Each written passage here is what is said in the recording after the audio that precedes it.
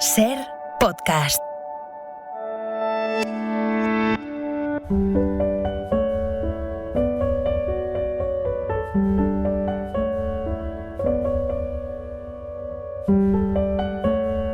Un libro, una hora. Dirigido por Antonio Martínez Asensio. Bienvenidos al podcast de Un libro, una hora. En este episodio os vamos a contar La campesina de Alberto Moravia. Alberto Moravia nació en 1907 y murió en 1990. Es un gran novelista italiano. Desde sus obras más tempranas recoge su preocupación por el dilema moral de las personas rechazadas por la sociedad y víctimas de las circunstancias, con un estilo austero y realista. Es el autor de, entre otras obras, Los indiferentes, La mascarada, La romana, El conformista o El hombre que mira. La campesina se publicó en 1957. Es seguramente la mejor novela de Alberto Moravia. Una novela maravillosa y profunda, contada en primera persona por una mujer que tiene una de esas voces inolvidables. Es una novela durísima, brillante, emocionante y magníficamente escrita. Pura literatura. Vamos allá. Los buenos tiempos en que me casé y dejé mi pueblo para venir a Roma. Ya sabéis la canción, cuando la campesina se casa, a quién toca el cordón y a quién la abarca. Pero yo se lo di todo a mi marido, cordón y abarca, porque era mi marido y también porque me llevaba a Roma y estaba contenta de ir. Y no sabía que, precisamente en Roma, me esperaba la desgracia. Chesira tiene la cara redonda, los ojos negros, grandes y penetrantes, y el pelo negro también. La boca roja como el coral, y cuando se ríe, enseña 2 hileras de dientes blancos, regulares y apretados. Es fuerte, y sobre el rodete en equilibrio sobre la cabeza, es capaz de llevar hasta medio quintal. Su padre y su madre han sido labradores, pero le han hecho un ajuar como a una señora. 30 sábanas, 30 fundas de almohada, 30 pañuelos, 30 camisas, 30 bragas. Su marido tiene una pequeña tienda de comestibles en el Trastevere y un pisito alquilado encima de la tienda, que tiene 2 ventanas que dan al patio y otras 2 a la calle. El marido baja por la mañana temprano a la tienda y Chesira hace la limpieza. Después de hacer la comida, baja a la tienda donde se vende un poco de todo: pasta, pan, arroz, legumbres secas, vino, aceite, conservas. El marido era ya casi viejo cuando se casaron y hubo quien dijo que Chesira se casó por interés, y es verdad que ella nunca estuvo enamorada, pero siempre le ha sido fiel. En cambio, él no lo es. Le gustan las mujeres y paga por ellas. Aún así, Chesira no quiere amantes, aunque muchos van detrás de ella. Toda su pasión la pone en la casa, en la tienda y, cuando nace Rosetta, en su hija. El amor no le importa nada, solo quiere estar tranquila y que no le falte de nada. Cuando su marido enferma seriamente, Chesira le cuida con cariño y no se aparta de su lado hasta que muere. Entonces me sentí de nuevo casi feliz. Tenía la tienda, tenía el piso, tenía a mi hija, que era un ángel, y realmente no deseaba nada más de la vida. Aquellos fueron los años más felices de mi vida. 1940, 41, 42, 43... Es cierto que había la guerra, pero yo de la guerra no sabía nada, ya que como solo tenía aquella hija, nada me importaba. La tienda va bien porque Chesira es hábil y en el peso siempre logra ganar un poco, y además también porque, como hay racionamiento, hace un poco de extraperlo. De vez en cuando Chesira cierra la tienda y se va con Rosetta al pueblo o a cualquier otra localidad más próxima, con 2 grandes maletas vacías, y vuelve con ellas llenas de todo un poco. Se ha puesto de acuerdo con la policía de abastos porque ellos también pasan hambre. A uno de la policía se le pone entre ceja y ceja la idea de aprovecharse de Chesira, pero ella coge un día un cuchillo y se lo pone en el cuello. El policía se asusta y dice que está loca, que no es como las demás mujeres, que no le gustan los hombres. Chesira le contesta que ella es viuda y que solo piensa en la tienda, que para ella el amor no existe. El amor, después del nacimiento de Rosetta, no había vuelto a interesarme, y quizá tampoco antes. Soy así. Nunca he podido sufrir que alguien me ponga las manos encima. Y si mis padres no me hubiesen arreglado en su tiempo el matrimonio, creo que aún hoy sería como mi madre me trajo al mundo. La guerra continúa. Chesira le dice siempre a Rosetta que a ellas qué les importa la guerra, que ellos la hacen sin pedir el parecer de la pobre gente que tiene que ir a ella. Cuando comienzan a bombardear Nápoles y las otras ciudades, la gente le dice que tienen que huir, pero Chesira cree que a Roma no irán, porque en Roma está el Papa. Además, si se va, ¿quién se va a encargar de la tienda? Hasta sus padres la escriben desde el pueblo para que vaya a su casa, pero Chesira se niega, aunque van cada vez más a menudo al campo con las maletas. Aquellos viajes, sin embargo, eran largos y peligrosos, y una vez en la provincia de Frosinone, un avión ametralló el tren, que se paró en pleno campo, y yo le dije a Rosetta que se apease y se guareciese en la zanja, pero yo no me apeé, porque las maletas estaban llenas de provisiones, y en el compartimiento había unos sujetos poco tranquilizadores, y una maleta se roba enseguida. Rosetta tiene un carácter dulce, diferente del de Chesira. Parece un ángel en la tierra. Se echa un novio que enseguida se va a la guerra a Yugoslavia. En 1943 le cuentan a Chesira que Mussolini ha huido y que la guerra está a punto de terminar. Pero Chesira responde que para ella, Mussolini o Badoglio u otro, poco importa con tal de que el negocio vaya bien. Se hacen muchos negocios porque la gente tiene miedo y acapara víveres en casa. Todos quieren comida y pagan sin rechistar cualquier precio. Chesira no piensa en hacer provisiones porque se ha acostumbrado a considerar el dinero como lo más valioso.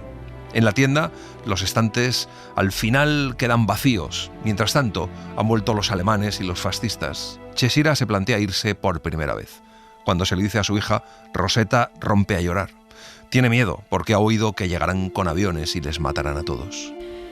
Yo traté de consolarla, diciéndole las cosas de costumbre, que ya entonces sabía que no eran verdad.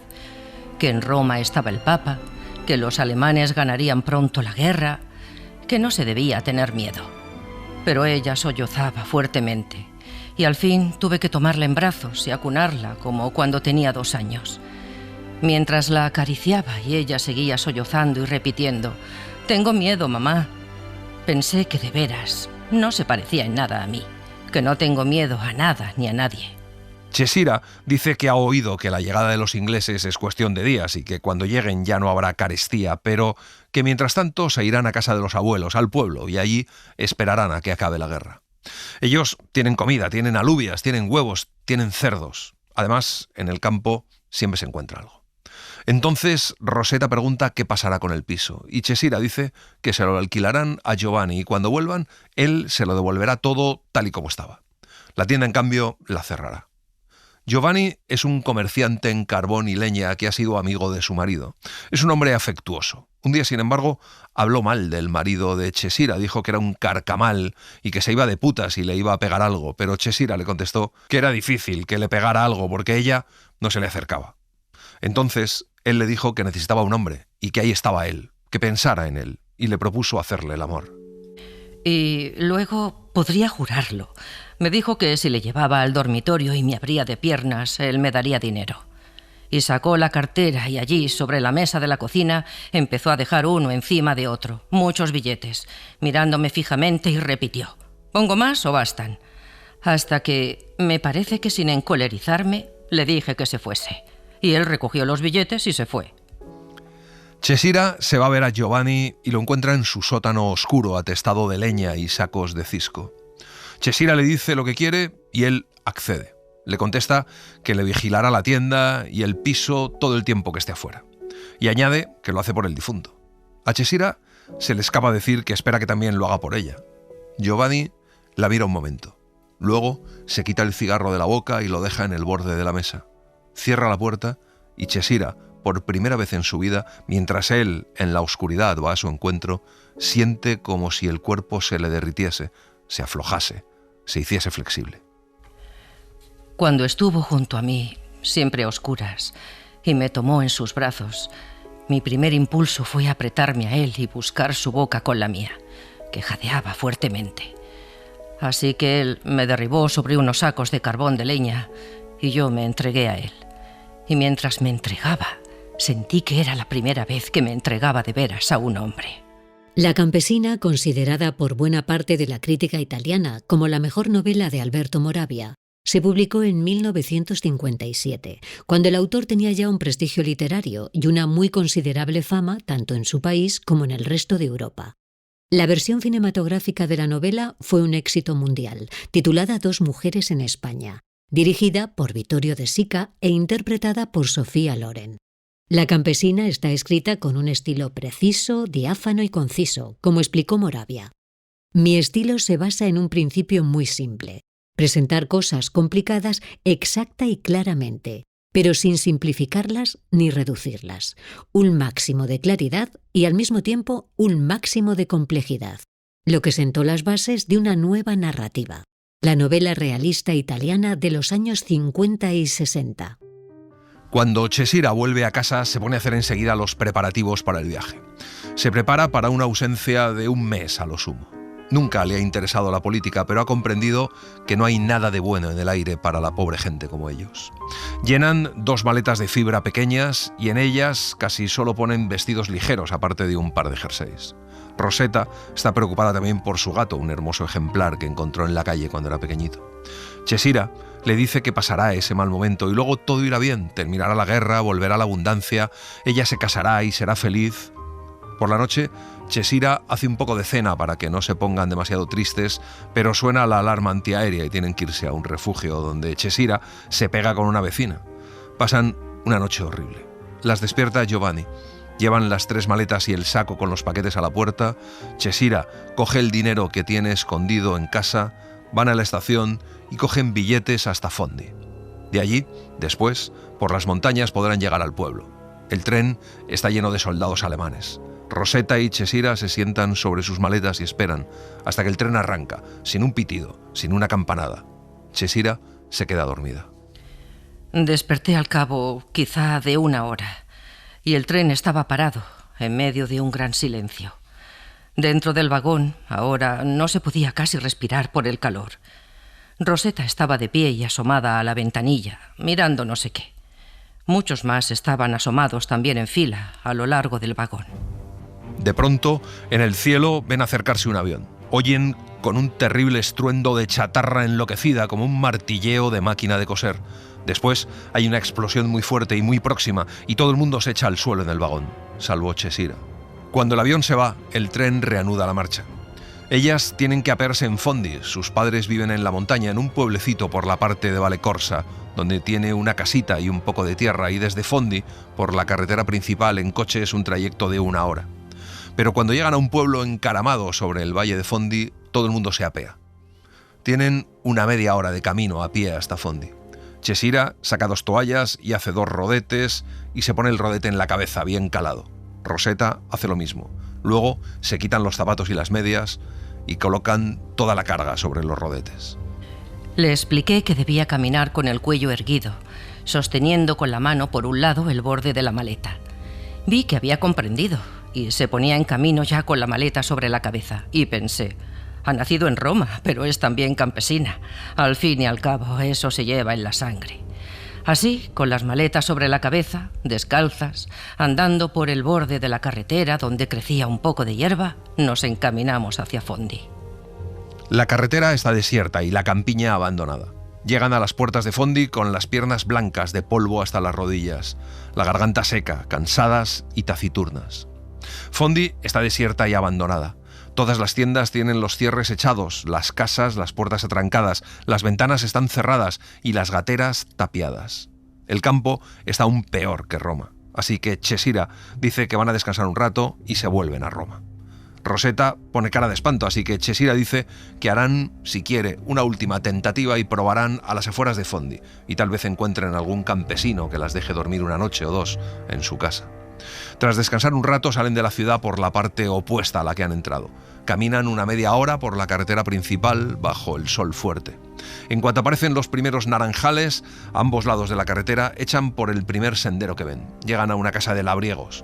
El campesino sale enseguida y de muy malos modos, pero tras él aparece su mujer, bajita y flaca, mucho más joven que él, de rostro atormentado y exaltado, de ojos brillantes, que al contrario les ofrece alojamiento y comida.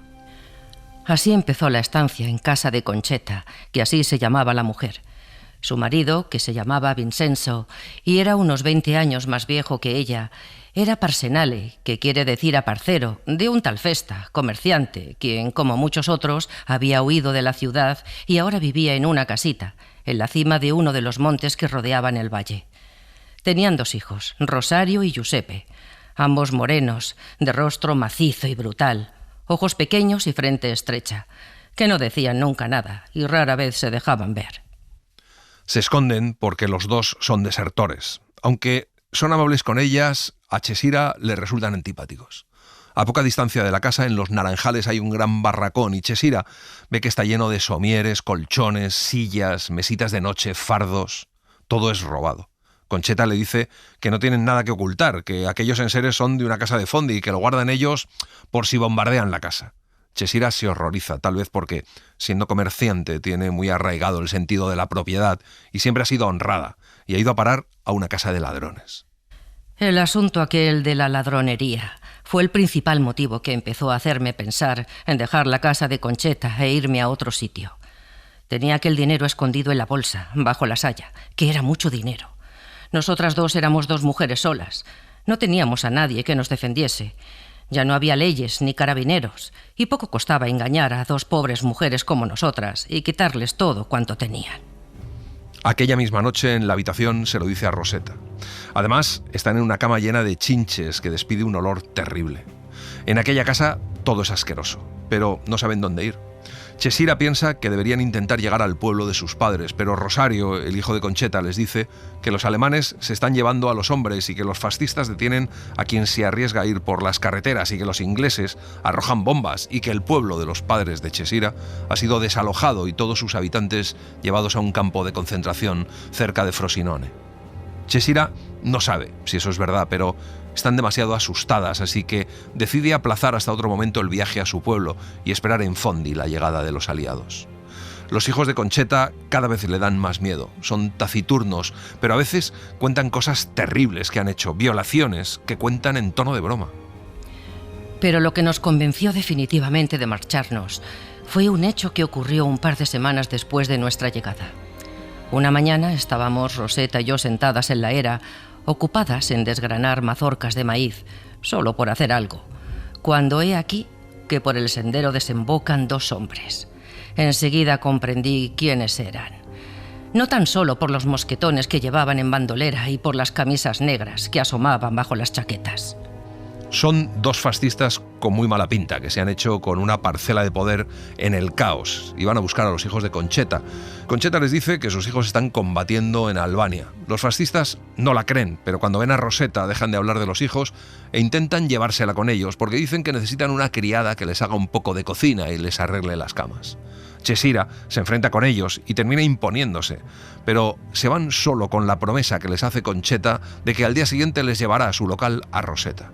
Cuando los fascistas se van, Chesira dice que aunque la maten, no manda a su hija a hacer de criada con ellos. Concheta dice que allí Roseta estaría muy bien y comería de todo y que ella, aunque paguen, ya está harta de darlas de comer.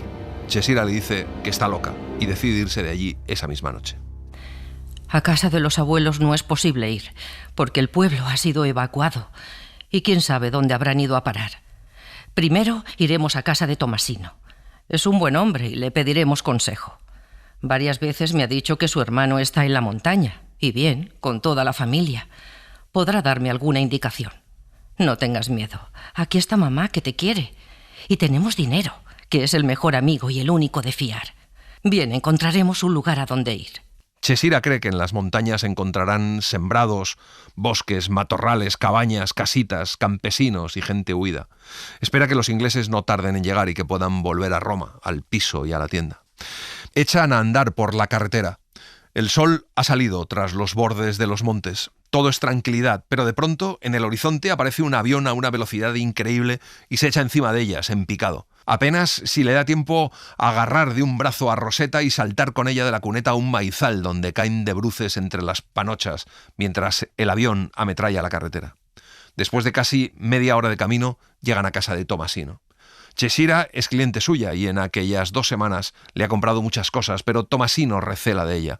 Dice que no puede ayudarla, que no hay casas libres en la montaña donde puedan quedarse, y no cambia de actitud hasta que Chesira no le dice que tiene mucho dinero y que le pagará. Entonces se vuelve casi amable. Le pide que le haga la lista de lo que necesita y que le ayudará a buscar alojamiento. Y poco después se van con un borrico montaña arriba. Primero bordeamos por el llano la falda de una montaña y después por un camino de herradura que salía de la carretera principal y trepaba al sesgo, lleno de pedruscos, polvo y baches, entre 2 setos de espinos, y empezamos a subir y no tardamos en encontrarnos en un valle angosto y empinado, entre 2 montes, que cada vez se estrechaba más en forma de embudo a medida que se elevaba, Y por fin, como podíamos ver, no era más que un desfiladero bajo el cielo, entre dos cumbres pedregosas. Después de caminar largo rato ven un buey uncido a un arado y un labriego que lo empuja. Tomasino le llama, es Paride. Dice que casas ya no quedan, que las pocas que había están todas alquiladas. Rosetta pone enseguida una cara triste y desconsolada. La única solución que les da Paride es una especie de cuadra o cuartucho adosado a su propia casa, donde él guarda el telar para tejer y donde podrían acomodarse. Al cabo de apenas un cuarto de hora, distinguen 3 casitas dispuestas en semicírculo sobre el rellano de un bancal. Hay muchas cabañas desparramadas por allí, formando una especie de minúscula aldea. Están preparando una gran mesa colocada al aire libre, a la sombra de una higuera. Conocen a Filippo, el hermano de Tomasino, expansivo y cordial, tendero como su hermano. Filippo les dice que comerán con ellos hasta que lleguen sus provisiones. Les presenta a su hijo, Michele, que es doctor, y a su esposa, Luisa, una mujer de cara asustada, muy blanca, ojos oscuros y pecho enorme. Todos piensan que cuando lleguen los ingleses todo se solucionará. Se pegan una buena comilona. Todos habían sido invitados por Filippo para celebrar el aniversario de su boda. Pero esto lo supe más tarde. De momento tuve la impresión de que Filippo poseía provisiones suficientes como para poder derrocharlas, invitando todos los días a los habitantes de la localidad. Comimos sin exageración, al menos durante 3 horas. Cesira le da a Paride 500 liras en depósito y le dice que cuando se vaya harán las cuentas. La mitad del cuarto donde van a dormir Cesira y Rosetta está ocupado por un telar, uno de esos antiguos, de madera. En la otra mitad hay un catre, 2 caballetes de hierro con tablas y encima un jergón de hojas de maíz. Se está a duras penas de pie bajo el techo inclinado. El fondo es de roca pelada. Las paredes están llenas de telarañas y de manchas de humedad. El suelo es de tierra apisonada como una cuadra. Cesira tiene que pagar además un plus por el alquiler de las sábanas, mantas, una palangana de cobre para lavarse, las toallas, los cacharros de cocina, hasta una silla. Para cocinar tiene que ir a la cabaña donde cocinan los demás. Aquella tarde, Cesira la dedica a limpiar el cuartito. La mujer de Paride, mientras, trabaja en el telar que hace un ruido terrible. Por la noche, Cesira se sienta en la cama y Rosetta en la silla, al lado de la cabecera. Yo miraba a Rosetta. Rosetta me miraba a mí, y cada vez nuestras miradas expresaban una cosa diferente. Y no nos hablábamos porque nos comprendíamos muy bien con los ojos, y sabíamos que las palabras habrían resultado superfluas, y no hubiesen añadido nada a lo que nos decíamos con los ojos. Los de Rosetta decían: «Mamá, ¿qué vamos a hacer? Tengo miedo. ¿Dónde hemos venido a parar?». Y así sucesivamente los míos respondían: «Tesoro mío, tranquilízate, que tu mamá está contigo. No debes tener miedo». Y cosas por el estilo. A partir de entonces, todos los días se suceden de la misma forma. Comen con los refugiados y cenan con los campesinos.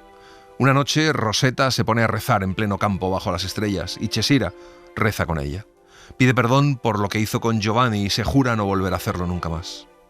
De pronto, en la profundidad de la noche, ven cómo se eleva una franja luminosa que, al llegar a gran altura, se transforma en una flor verde que luego desciende despacio, iluminando un momento los montes.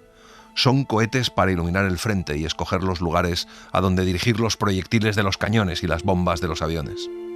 Rosetta es muy religiosa, sin dudas ni vacilaciones. Es una de esas personas a las cuales, aunque seamos malévolos, no logramos atribuir ningún defecto. Rosetta es buena, franca, sincera y desinteresada. Nunca contesta mal a su madre. Y así empezó la vida en Santa Eufemia, que así se llamaba la localidad. Empezó como si fuese a durar provisionalmente tan solo un par de semanas. En realidad, había de prolongarse 9 meses. Cesira y Rosetta al principio duermen hasta tarde. Están agotadas por las privaciones y la congoja por Roma. Es agobiante la estrechez del lugar en el que viven. Y un día llegan sus provisiones. Meten todos los víveres en el cuartucho, la mayor parte debajo de la cama. Cesira hace cuentas con Tomasino. Los precios han subido muchísimo. Los que tienen dinero tienen la sensación de ser los únicos que tienen futuro. A partir del día en que llegan las provisiones, comienza otro tipo de vida para Cesira y Rosetta, más normal. Se habla siempre de los aliados, de cuándo llegan, de por qué no llegan, pero en realidad no tienen casi noticias de lo que está pasando. Uno de los que habla más con Cesira es Michele, el hijo de Filippo. Era un tipo curioso, Michele, y dado que después nos hicimos amigos y yo llegué a encariñarme con él como con un hijo, quiero describirlo, aunque no sea más que para tenerle ante los ojos una última vez. No era muy alto, más bien bajito, pero ancho de espaldas y como un poco jorobado, con la cabeza grande y la frente muy despejada. Usaba gafas y andaba tieso, altanero y soberbio, con el aire de quien no se deja intimidar ni avasallar por nadie. Michele ronda los 25 años, aunque por las gafas y también por su actitud tan seria aparenta por lo menos 30. Pero su carácter, sobre todo, es insólito, diferente al de los otros refugiados y hasta al de las personas que hasta entonces ha conocido Cesira. Habla siempre con un tono tranquilo y razonable. Michele, donde los periódicos dicen blanco, él dice negro. Dice que nada ha sido bueno durante aquellos 20 años de Mussolini y les llama bandidos. Michele no tiene mucha experiencia en la vida, pero sin embargo tiene las ideas muy claras. Ha sido educado por los fascistas para que se convierta en un fascista, pero precisamente por el mero hecho de que él es sagaz y quiere tener una vida a su modo, se ha vuelto antifascista. Michele empieza a pasar con Cesira y Rosetta casi todo el día. No es que sienta por Rosetta una atracción particular, simplemente las prefiere a su familia y a los otros refugiados. Se van, normalmente, a pasear juntos. Tú, Cesira, es verdad. Eres comerciante y no piensas más que en tu tienda, pero el comercio no te ha echado a perder. Por suerte para ti, has seguido siendo la que eras de niña, una campesina. Hoy los que leen y escriben y viven en la ciudad y son señores son los verdaderos ignorantes, los verdaderos incultos, los verdaderos inciviles.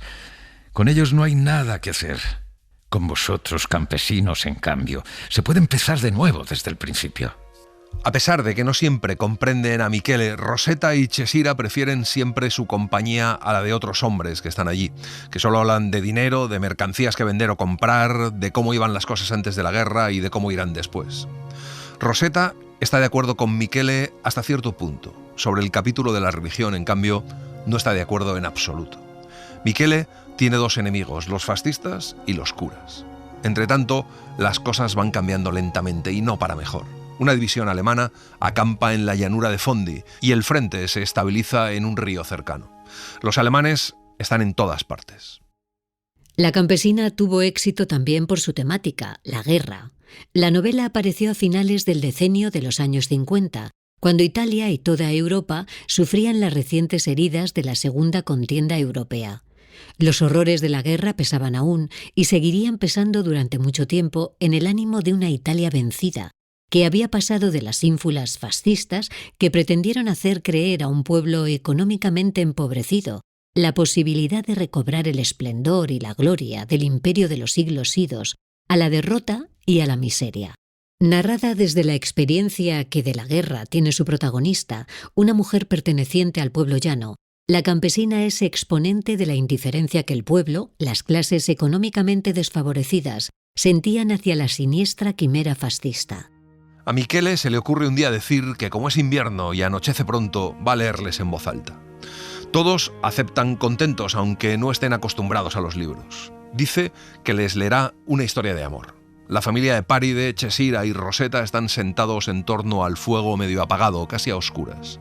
Michele abre un librito y anuncia que va a leer algunos episodios de la vida de Jesús en el Evangelio. A todos les sienta un poco mal, pero Michele dice que va a leer el episodio de Lázaro.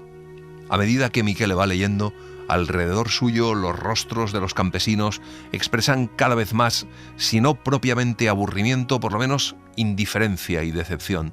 Pero cuando llega a la frase final, Michele empieza a llorar.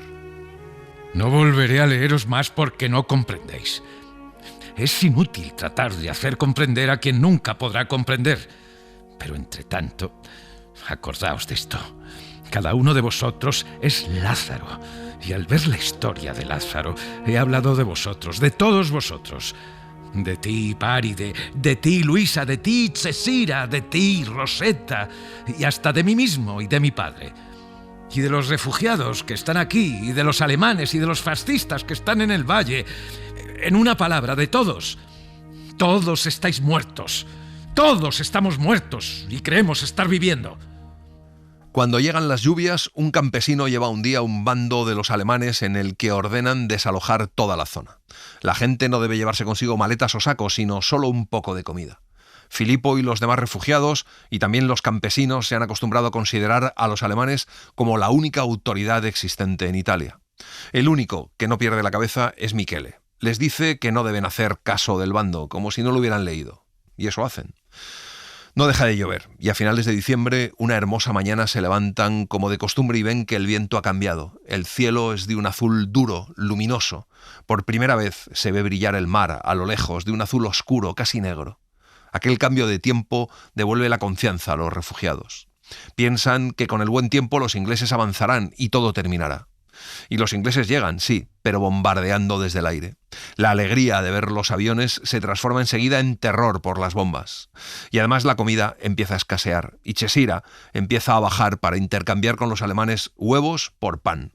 En una de esas excursiones, Cesira y Tomasino se ven envueltos en otro bombardeo de los ingleses, y Tomasino pasa tanto miedo que a partir de entonces es incapaz de vivir en paz, tanto que termina muriendo aterrorizado, escondido en una cueva.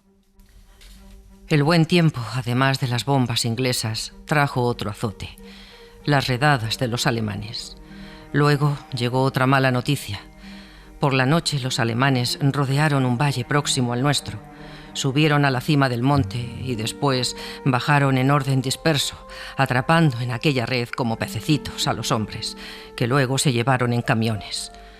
Entre los refugiados hubo enseguida mucho miedo. Los más atemorizados son los padres de los muchachos, y más que ninguno Filipo por su hijo Michele. Se celebra una reunión y se decide que mientras sigan las redadas todos los jóvenes se irán a la cumbre de la montaña todas las mañanas para luego volver al ocaso. Rosetta y Cesira deciden ir arriba con Michele, no porque tengan miedo, pues a las mujeres no se la llevan, sino por hacer algo, ya que se mueren de aburrimiento.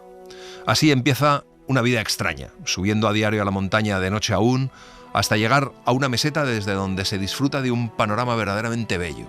Pasan allí todo el día, en paz. Una mañana oyen un silbido, enseguida se esconden detrás de una roca. Son militares de la Italia meridional, vestidos de paisano, huyendo por las montañas, dirigiéndose hacia el sur con intención de cruzar el frente y llegar a sus pueblos. Michele no tuvo valor para decirles que cuando llegasen al pueblo no encontrarían ya ni casas, ni ganado, ni nada. Ellos, tras haber descansado un momento, reanudaron la marcha. Yo sentí mucha simpatía por aquellos desventurados, tan en calma y seguros de que todo les saldría bien. Quizá porque se parecían un poco a nosotras dos, Rosetta y yo. Hacen aquella vida de subir al desfiladero al alba y regresar al ocaso durante casi 2 semanas. Aquellos son los días más felices para Cesira y, sin embargo, son también aquellos en los que se encuentra más pobre, más desprovista de todo, con pan y queso como única comida y la hierba del prado como lecho, y sin siquiera una cabaña donde cobijarse. El día de Navidad llegan de verdad los ingleses, pero no los ingleses del ejército, sino 2 ingleses que huyen también, como tantos, por las montañas. Parecen desamparados y Cesira les sienta a su mesa y comparten una gallina con patatas y un par de salchichones. Al final de la comida brindan a la salud de los 2 ingleses y luego se abrazan todos, y Cesira abraza a Michele, a Rosetta y a los 2 ingleses. Hablando con ellos, todos se dan cuenta de que esos 2 aviadores no saben nada de la cultura italiana, no saben ni quién es Dante. Aquellos aviadores que arrojaban bombas no sabían nada de nosotros, ni de nuestros monumentos. La ignorancia les hacía actuar tranquilos y sin piedad. Y la ignorancia era quizá la causa de todas nuestras desdichas y de las ajenas, porque la maldad no es más que una forma de ignorancia, y aquel que sabe no puede verdaderamente hacer daño. Poco a poco empiezan a faltar víveres. En primavera se hace más evidente. Michele trata de ayudar a Cesira y a Rosetta llevándoles parte de su almuerzo o de su cena ante los ojos reprobatorios de su familia. Un día les lleva un par de hogazas enteras y Filipo arma un escándalo del demonio. También empieza a faltar agua porque no llueve. De repente, un día llega la gran noticia. Los ingleses se han lanzado en serio a la ofensiva y están avanzando. Pero entonces es la artillería aliada la que empieza a machacar esa zona. Tienen que refugiarse en las grutas de la montaña. Una mañana llega un grupo de alemanes fugitivos. Michele es el único que sabe hablar un poco de alemán. Son 5 alemanes, harapientos, exhaustos. Michele les pregunta qué ha pasado. Los alemanes dicen que tienen que llegar al norte. Piden que les den de comer y como no lo hacen, uno de ellos empuña una enorme pistola negra y les apunta. Cuando Michele dice que les traerán pan, los alemanes dicen que no solo necesitan comer, sino que alguien tiene que guiarles por las montañas. Sugieren que sea Rosetta quien les acompañe, pero Michele dice que ella no es de allí y no conoce las montañas. Después de comerse el pan, le dicen a Michele que será él quien les acompañe. Alguien, no sé quién, gritó: «Michele, huye». ¿Sabéis lo que hizo el alemán? Con todo y su agotamiento, se volvió como un rayo hacia donde soltaron el grito y disparó. Por suerte, el tiro se perdió entre las piedras, pero el alemán consiguió igualmente su propósito, que no era otro sino el de intimidar a campesinos y refugiados e impedirles que hiciesen algo por Michele. Y así se van, el alemán con el brazo doblado para poder apuntar con la pistola, Michele caminando delante de él, despacio, esperando quizá que se rebelen contra los alemanes, facilitándole la huida. Arrastra las piernas como si llevara atada una pesada cadena. La madre llora desesperada, dice que su hijo no volverá, que tiene el presentimiento de que no volverá a verle nunca más. Aquella noche dormimos estrechamente abrazadas pese al calor. Quizá porque el cañón seguía disparando y los proyectiles de vez en cuando caían no muy lejos y nos parecía que, si alguno nos alcanzaba, al menos moriríamos juntas. Ha llegado la hora de marcharse para Chesira y Rosetta. Recogen sus cosas y meten en la maleta las provisiones que les quedan y se vuelven para ver una vez más esa diminuta estancia donde han vivido 9 meses, con la intensidad de la esperanza y la desesperación, del miedo y el coraje, de la voluntad de vivir y el deseo de morir. Empiezan a caminar. Se cruzan con soldados americanos y les sorprende que sean morenos y bajitos. La carretera lleva a Monte San Biagio, que es un pueblo encaramado en los montes que cierran al norte el Valle de Fondi. Entonces se quedan boquiabiertas ante el espectáculo de todo el ejército americano avanzando. En la ciudad todas las casas están derrumbadas, formando grandes montones de escombros y grandes charcas de agua pútrida. Soldados americanos, refugiados y campesinos circulan mezclados como en una feria, solo que no hay nada que vender ni comprar salvo la esperanza de días mejores. Chesira se acerca a un pequeño coche militar y pregunta cómo se puede llegar a Roma, pero le contestan que Roma está tomada por los alemanes. Chesira consigue que les den comida, 6 o 7 botes de carne con verdura, un par de latas de sardinas y un gran bote redondo de mermelada de ciruela. Echamos a andar en medio de la multitud, sin objeto, como todos los demás. Ahora, con aquellas latas en la maleta, me sentía más tranquila, porque comer es lo principal. Así que me divertía contemplando el espectáculo de Fondi liberada. Encuentran una casa abandonada justo detrás de una batería de artillería y ahí se quedan. Y comen hasta que tienen que salir corriendo por un bombardeo. Salvan la vida por poco, pero pierden todo lo que tenían, sus maletas, la comida. Buscan al oficial que les ha dado las latas y le piden que alguien las lleve al pueblo de sus padres. El oficial les dice que no se pueden utilizar los coches militares, pero les cuenta el caso de una pareja que había ayudado a unos soldados ingleses y entonces les dejaron utilizar los coches. Chesira se acuerda de los 2 ingleses a los que sentó a su mesa en Navidad. Aquellos ingleses, antes de dejarnos, me habían dado una nota escrita en su lengua y firmada por los 2, que metí en la bolsa con el dinero. Ahora me quedaba poco dinero, pero la nota debía de estar aún. Lo había olvidado. Cuando Chesira da esa nota a los militares ingleses, todo cambia. Les dan ropa limpia, uniformes de los que utilizan las mujeres, comida en abundancia, jabón con el que pueden lavarse al fin y un lugar para dormir. Y por la mañana las llevan en un vehículo militar al pueblo donde nació Chesira.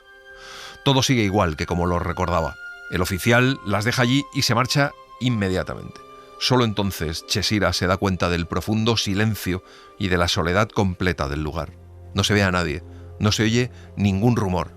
Las ventanas de las casas están cerradas y las puertas atrancadas con 2 tablas clavadas en cruz, y se da cuenta de que quizá ha hecho mal en dejar Fondi. Tal vez en el pueblo no haya nadie. Todo el mundo se habrá marchado. En tal caso no nos detendremos, sino que seguiremos andando hasta Vallecorsa, que está a pocos kilómetros. Casi en el mismo momento desemboca por el recodo una larga columna de camiones y coches militares. En cabeza va un coche pequeño descubierto con la bandera francesa. Detrás van muchos camiones, todos iguales, atestados de tropa, pero con soldados de tez oscura, marroquíes. Chesira y Rosetta echan a andar camino del pueblo. Se acercan a una gruta que tiene un manantial a beber. Luego caminan un trecho entre dos hileras de casas muertas que dan una sensación de miedo, como cuando se camina por un cementerio. Por fin llegan a una plaza en cuesta y en lo alto de la cual está la iglesia. ¿Sabes lo que vamos a hacer? La iglesia está abierta.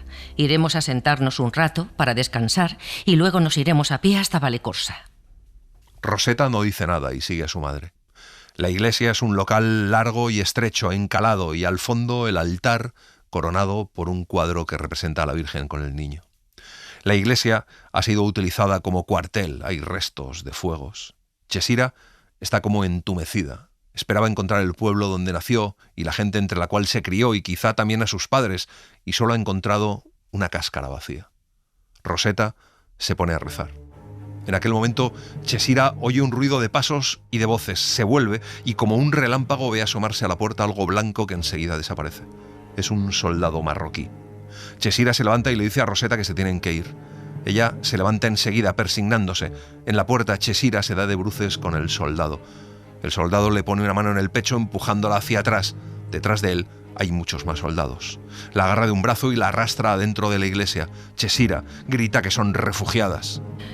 Empecé a debatirme contra él, que ahora me había agarrado del talle y se me echaba encima, con su rostro oscuro y enfurecido tendido hacia el mío. Luego oí un grito agudo. Era de Rosetta.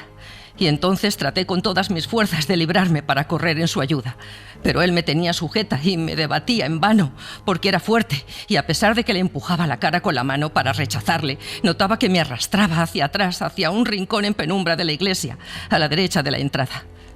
Entonces Chesira grita con un alarido más agudo aún que el de Rosetta, por lo que la está pasando y por todo lo que le ha pasado hasta entonces, desde el día que se fue de Roma. El soldado la agarra por los cabellos con una fuerza terrible, como si quisiera arrancarle la cabeza del cuello. Cae al suelo, él encima de ella. Con una mano el soldado le sube la falda hacia el vientre y le recorre las piernas. Chesira entonces le agarra de los testículos y aprieta con todas sus fuerzas. Él suelta un rugido, la vuelve a coger del pelo y le golpea la cabeza contra el suelo con tanta violencia que Chesira casi no siente ningún dolor, pero se desvanece. Recuperé el conocimiento al cabo de no sé cuánto tiempo.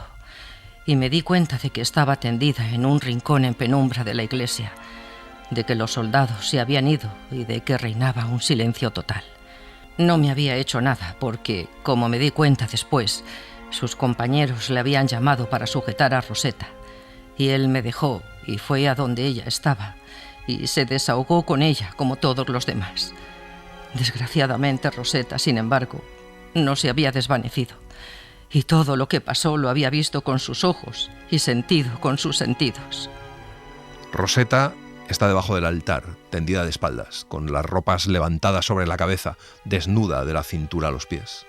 Las piernas abiertas, como ellos la han dejado, y se le ve el vientre blanco, como el mármol, y el vello rubio y rizado, y en la parte interna de los muslos tiene sangre, como también en el vello. Chesira cree que está muerta, pero entonces ve que Rosetta la mira con ojos desorbitados, sin decir palabra ni moverse, con una mirada que nunca ha visto en ella, como de animal que ha caído en la trampa y no puede escapar y espera que el cazador le dé el tiro de gracia. Chesira se sienta a su lado, le pasa un brazo por el talle, la incorpora un poco y la estrecha entre sus brazos. No puede contener el llanto. Mientras tanto, sin embargo, trataba de asistirla, por lo que, antes que nada, me saqué del bolsillo el pañuelo y le quité la sangre todavía fresca de los muslos y del vientre. Luego le bajé las enaguas y después la falda. Y luego, siempre llorando a lágrima viva, le puse de nuevo dentro de los sostenes el pecho que aquellos bárbaros le habían sacado fuera y le abroché la blusa. La peina, la ayuda a ponerse en pie y salen de allí con las cajas con comida. Rosetta está muy pálida. Cruzan todo el pueblo entre las filas de casas cerradas y silenciosas y echan a andar por la carretera general, soleada, limpia y clara. El viento primaveral parece decirles que no deben desesperarse, pues al fin y al cabo todo continúa como antes, como siempre. Rosetta no ha pronunciado una sola palabra. Chesira encuentra una cabaña de ganado y se van hacia allí. Tienen que abrirla por el tejado, sacan a unas cabras que estaban encerradas y Chesira se tumba a dormir. Rosetta se queda fuera, camina despacio hasta un río cercano, sola, y allí se lava despacio y luego bebe. Casi me parecía que se había plegado al nuevo destino, que para ella había comenzado en la iglesia, cuando perdió la virginidad por obra de aquellos bárbaros, y que aquel obstinado silencio suyo había que achacarlo más bien a la resignación que al furor. Y más tarde, cuando desgraciadamente aquella impresión se me confirmó, he pensado que en aquellos pocos instantes de vejación, mi pobre Rosetta se había hecho mujer bruscamente, tanto de cuerpo como de alma, mujer endurecida, experta, amargada, sin ninguna ilusión ni esperanza. Están allí 4 días y 4 noches.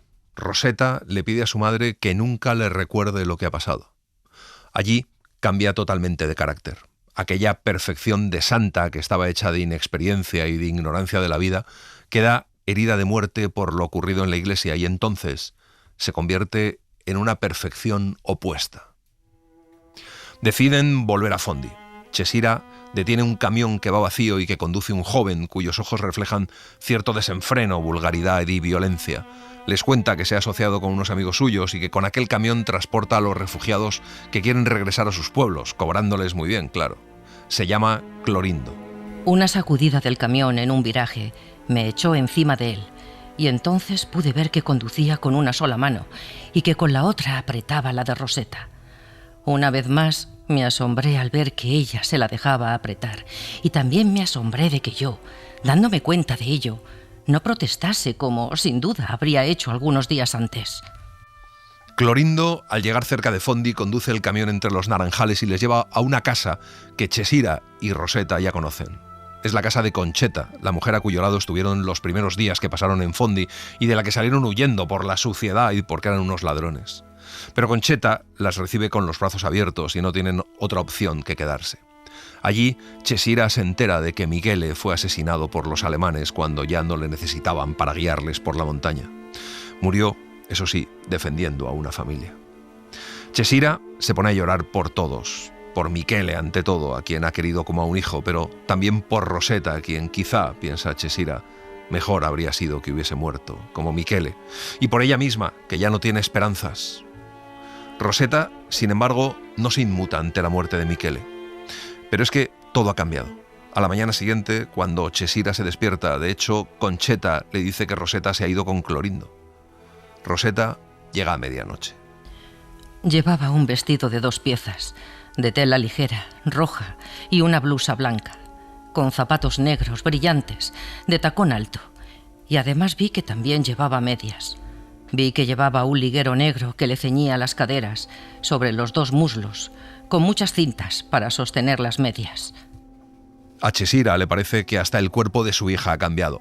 Es el cuerpo de la Rosetta que hace el amor con Clorindo. Chesira se enfrenta a ella, le grita, le pregunta, pero Rosetta le contesta tranquila y en tono razonable, diciéndole que se duerma, que es muy tarde.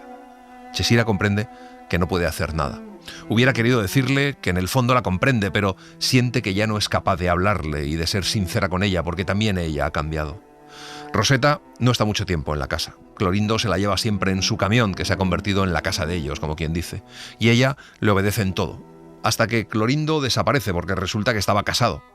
Pero Rosetta tampoco parece muy afectada y enseguida empieza a hacer lo mismo con Rosario, el hijo de Concheta. Chesira está desesperada, no sabe si quiere seguir viviendo en ese mundo. Hasta que llegó el gran día del retorno a Roma.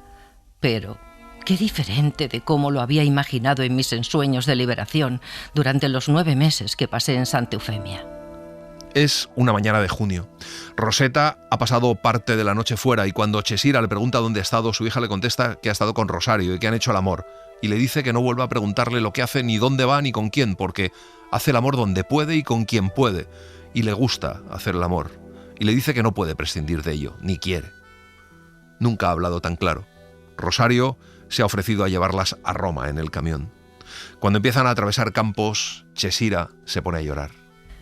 Sí, aquello era el campo, mi querido campo donde había sido criada y había crecido.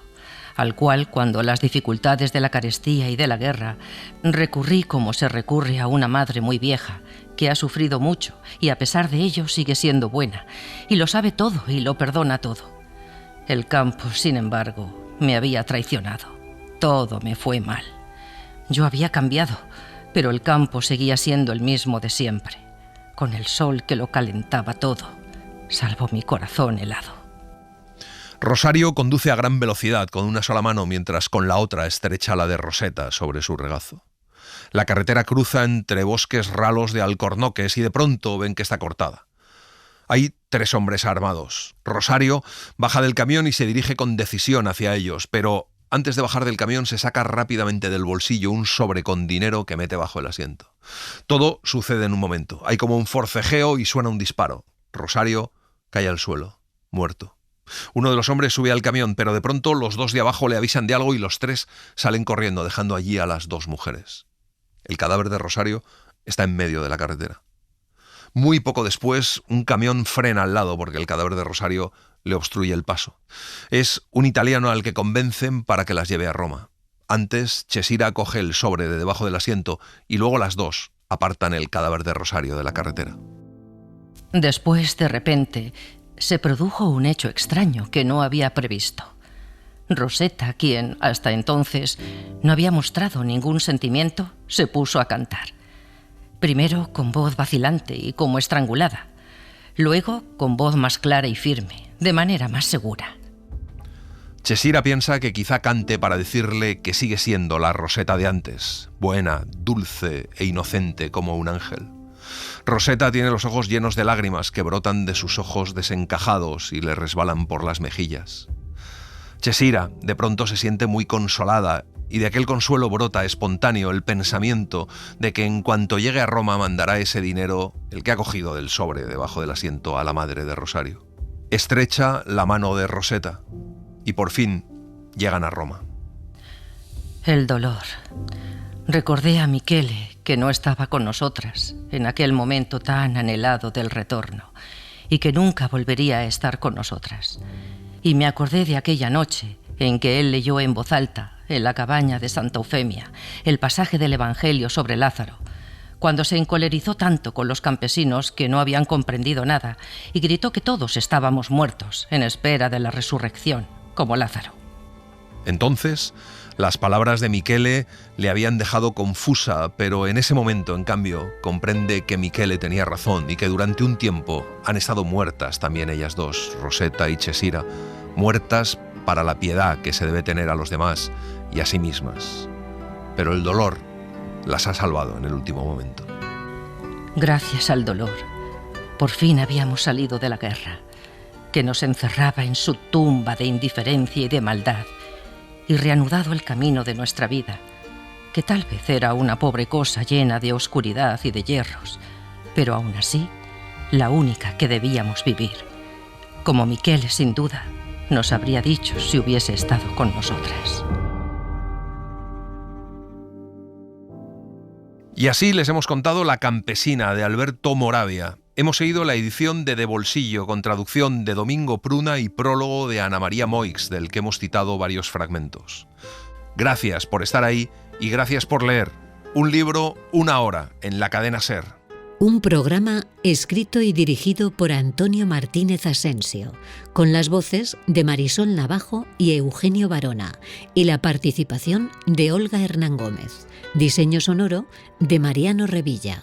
Edición y montaje de sonido de Pablo Arévalo. Y en las redes, Laura Martínez Pérez. Suscríbete a Un libro, una hora.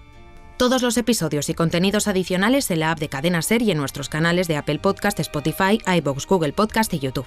Escúchanos en directo en la SER los domingos a las 5 de la mañana. Cadena SER. La radio.